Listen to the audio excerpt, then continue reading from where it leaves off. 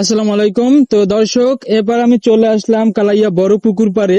তো এখানে অনেক কিছু রয়েছে, বেতের তৈরি যেসব জিনিসপত্র আছে, হাজিকুল্লা থেকে শুরু করিয়া আমাদের দেশে আঞ্চলিক ভাষা যেটা বলা হয় এখানে রয়েছে। তো এখান থেকে যারা বিক্রেতার কাছে প্রশ্ন করব যে আপনি কেমন আছেন?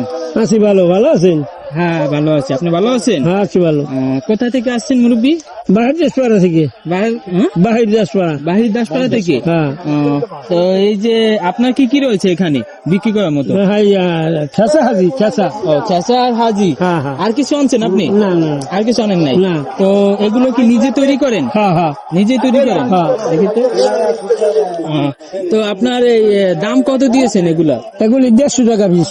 150 টাকা পিস বিক্রি করছেন এখন একটাও? হ্যাঁ হ্যাঁ। কয়টা? গোলা 15টা। আগের তুলনায় কি দাম বেশি নাকি কম? হ্যাঁ একটু বেশি। একটু বেশি না? হ্যাঁ, হ্যাঁ। এগুলা নিজেরাই তৈরি করেন? হ্যাঁ, হ্যাঁ, হ্যাঁ। আর কিছু আনেন নাই? না। তো আপনার সাথে কথা বলে অনেক ভালো লাগলো। অসংখ্য ধন্যবাদ। আপনি যেন বিক্রি করেন। আপনাকে ধন্যবাদ। ভালো থাকেন।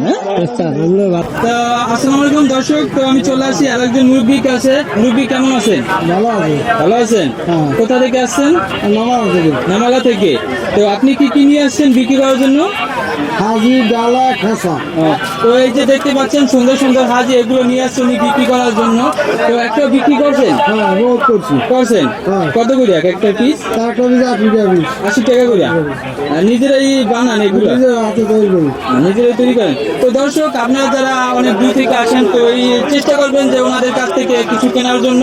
টুকটাক একটা হলেও চেষ্টা করবেন ওনাদের কাছ থেকে কেনার জন্য। ওনারা অনেক দূর থেকে আসে। তো আপনার জন্য অসংখ্য ধন্যবাদ। আপনাদের সাথে কথা বলে আমার ভালো লাগলো। ভালো থাকেন। হ্যাঁ।